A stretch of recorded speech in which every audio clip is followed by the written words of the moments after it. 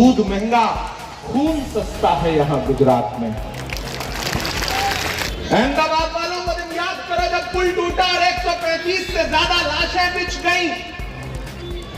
पूरा मुल्क मोरबी के हादसे का मातम कर रहा था, लेकिन देश का हाकिम इसी गुजरात में होते हुए अगले दिन 3 बार कपड़े बदल रहा था और हरी झंडी दिखा रहा था। शाहरुख खान के बेटे आर्यन के पास 5 ग्राम ड्रग्स की बात बता करके इस देश की मीडिया ने, एजेंसियों ने जो 1 महीने तमाशा किया था वो आपको याद होगा। अन्ना आंदोलन खड़ा किया गया था केजरीवाल के जरिए। वो आंदोलन करप्शन के खिलाफ नहीं था, वो आंदोलन अन्ना आंदोलन दरअसल नरेंद्र मोदी की ताजपोशी की शुरुआत करने के लिए किया गया था। और कि भाजपा की सांस इतनी अटक गई थी कि प्रधानमंत्री जी को पानी में जहाज उतारना पड़ा था, करतब दिखाने पड़े थे, तब भाजपा की सरकार बन पाई थी। भाजपा जानती है कि उसके 27 साल को लेकर के अवाम में गुस्सा है, वो अकेले कांग्रेस को नहीं हरा सकती। मुल्क में जो नफरत का माहौल है, भारतीय जनता पार्टी की सरकार ने जो नफरत का माहौल पूरे मुल्क में खड़ा किया है, उसके खिलाफ अगर इस देश में सीना ठोक के कोई लड़ रहा है तो उस शख्स का नाम राहुल गांधी है।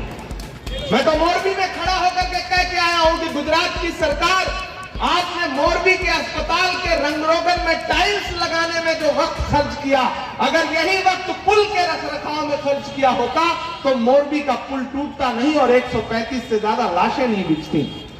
मेरे भाई, मैं पिछले 2 हफ्ते से गुजरात के इलेक्शन में मुसलसल पूरा गुजरात घूम रहा हूं।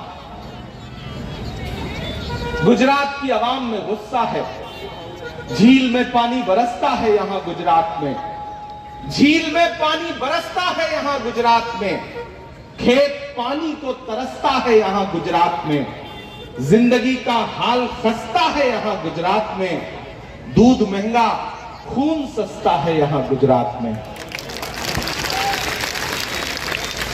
मैं 1 दिन पहले मोरबी में था। मैं उस शहर की खामोशी को महसूस करके आया हूं। उस शहर में एक ऐसी खामोशी है कि 135 लाशें बिछी थी उस शहर में। वो तमाम आंसुओं से भीगा है वो शहर। मैं उस शहर से होके आया हूं, तब मैं ये बात कह रहा हूं कि दूध महंगा, खून सस्ता है यहां गुजरात में। अहमदाबाद वालों को दिन याद करो जब पुल टूटा और 135 से ज्यादा लाशें बिछ गई। पूरा मुल्क मोरबी के हादसे का मातम कर रहा था, लेकिन देश का हाकिम इसी गुजरात में होते हुए अगले दिन 3 बार कपड़े बदल रहा था और हरी झंडी दिखा रहा था। जब उसे जा करके उन परिवारों के साथ खड़ा होना चाहिए था तो वो कपड़े बदल रहे थे। मैं तो मोरबी में खड़ा होकर के कह के आया हूं कि गुजरात की सरकार, आपने मोरबी के अस्पताल के रंगरोगन में टाइल्स लगाने में जो वक्त खर्च किया, अगर यही वक्त पुल के रखरखाव में खर्च किया होता तो मोरबी का पुल टूटता नहीं और 135 से ज्यादा लाशें नहीं बिछती। ये है गुजरात, ये है गुजरात के विकास का सच। 27 सालों में भारतीय जनता पार्टी की सरकार ने गुजरात को भ्रष्टाचार और कुशासन के अलावा, बदहाली के अलावा कुछ भी नहीं दिया है। मैं गुजरात के ग्रामीण अंचलों में जा रहा हूं, सड़कों की हालत ऐसी है कि सड़कों में गड्ढे हैं या गड्ढे में सड़क का अंदाजा ही नहीं लग पाता। आप सफर कर रहे होते हैं गुजरात की सड़कों पे तो सफर कर रहे हैं या आखिरी सफर कर रहे हैं पता ही नहीं चलता। यह है गुजरात के विकास का सच। शाहरुख खान के बेटे आर्यन के पास 5 ग्राम ड्रग्स की बात बता करके इस देश की मीडिया ने, एजेंसियों ने जो 1 महीने तमाशा किया था वो आपको याद होगा। लेकिन इसी गुजरात के मुद्रा पोर्ट पर हजारों हजार करोड़ रुपए की ड्रग्स पकड़ी गई, लेकिन न तो टीवी चैनलों पे कहीं कोई खबर थी, न एजेंसियों को कुछ खबर थी। यह है गुजरात के विकास का सच। गुजरात का विकास दहाड़े मार रहा है। पहली बार आज सियासी गुफ्तगू, सियासी मंच से करने के लिए आपके बीच में आया हूं। मेरी इससे पहले की जो जिंदगी है आप उसे जानते हैं। मैं सियासत में तो 3 साल पहले आया। उससे पहले खुदा ने जो मुझे हुनर दिया है, खुदा ने मेरे कलम को जो ताकत बख्शी है, मैंने हमेशा कोशिश की कि मैं अपने कलम का इस्तेमाल महबूबा के जुल्फ और आंचल पे शेर लिखने के लिए ना करूं, बल्कि मैं अपने कलम का इस्तेमाल कभी पहलू खान की मां के आंसुओं को अपनी नज्मों में पिरोने के लिए करूं, तो कभी नजीब की मां के आंसुओं को अपनी नज्मों में जगह दूं। मैंने मुसलसल ये किया। मेरा खुदा जानता है कि मेरी जो जिंदगी है उसमें एक भी लम्हा ऐसा नहीं गुजरा है जो आपकी फिक्र के बगैर गुजरा हो। लेकिन 3 साल पहले, 4 साल पहले जब मेरी राहुल गांधी जी से मुलाकात हुई और उनसे थोड़ी सी गुफ्तगू हुई, तो उन्होंने एक बात ये कही कि इमरान, तुम जिन मुद्दों पर नज़्में कहते हो, अगर उन मुद्दों का हल चाहते हो तो सियासत में आओ। मुझे राहुल गांधी की सच्चाई पे एतबार आया और मैं कांग्रेस पार्टी का हिस्सा बना।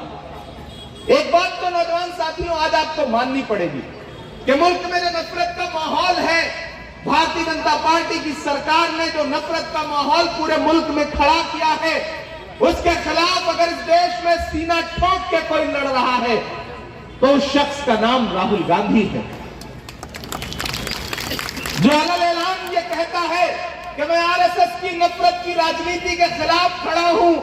और वो सिर्फ कहता नहीं है, सिर्फ नारे नहीं लगाता, सिर्फ जुमले नहीं बोलता, वो शख्स पिछले 82 दिन से कन्याकुमारी से कश्मीर के लिए पैदल चल रहा है, मुल्क को जोड़ने के लिए नारा लगाते हुए कि भारत जोड़ो, नफरत छोड़ो।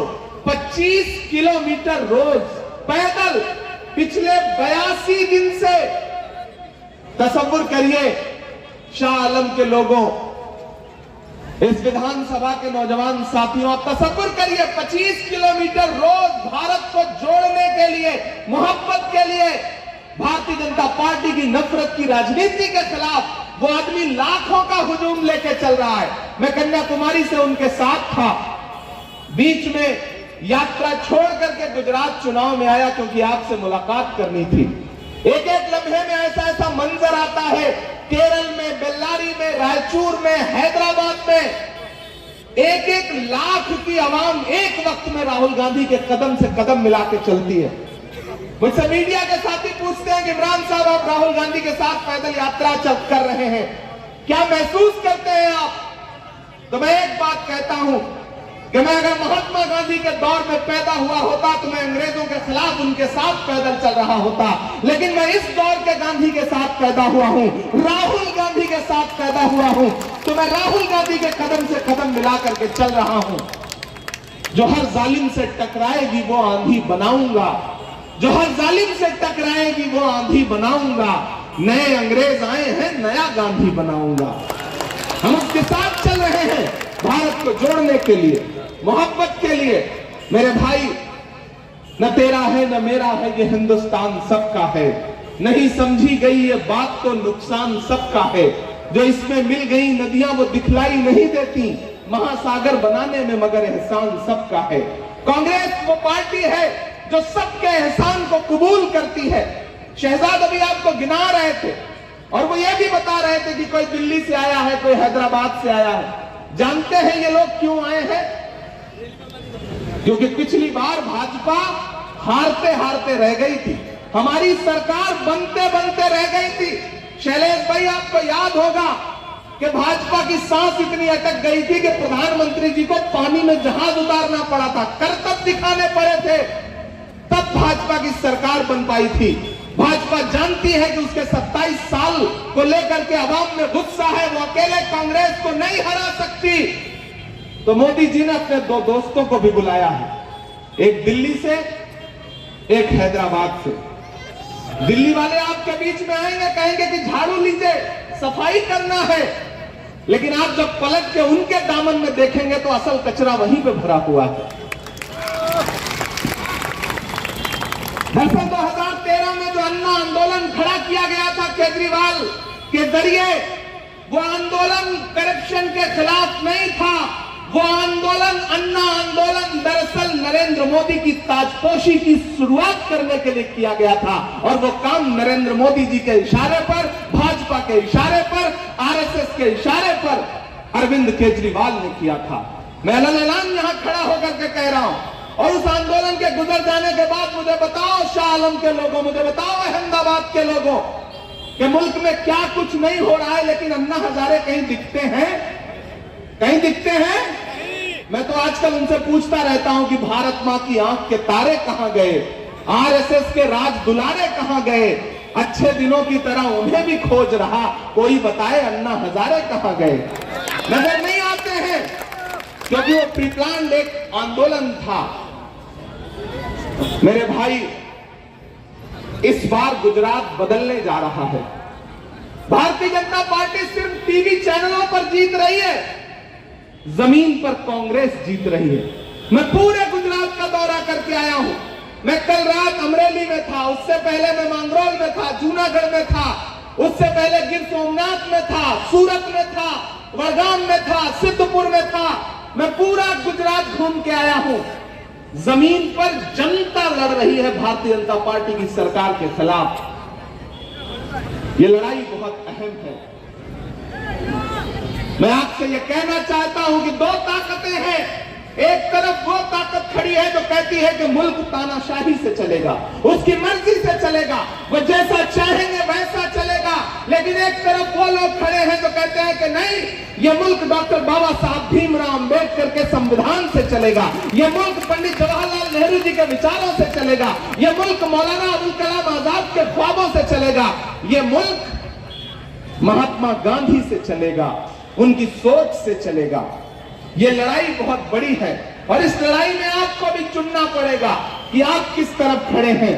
मेरे भाई, पिछली बार शैलेश जी को आपने 32,000 के आसपास वोट से जिताया था। ये 4 बार जीत चुके हैं, हैट्रिक तो कब का मार चुके हैं।